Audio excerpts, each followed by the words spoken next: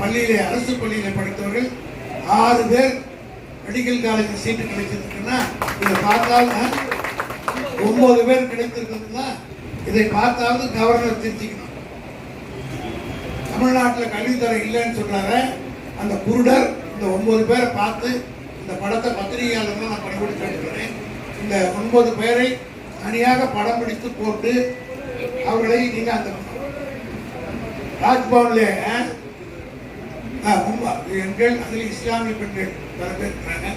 இதெல்லாம் பார்க்கிற போது ஏழை எளிய குடும்பத்தில் படித்த அரசு பள்ளியில் படித்தவர்கள் 9 பேர் நீங்க வச்சிருக்கிற கடுமையான நீட் தேர்வை சந்தித்து வந்திருக்கிறார்கள் என்றால் தமிழ்நாட்டுடைய கல்வி எந்த அளவுக்கு தரமாக இருக்கிறது என்பதை கருத்து குருடர்களாக கண்டறியாமல் கேஷுவல் லேபரை போல அதை முடிஞ்ச பிறகு ஒட்டி கொண்டிருக்கிற கவர்னர் புரிந்து கொண்டு இனிமேல் பேச வேண்டும் என்பதை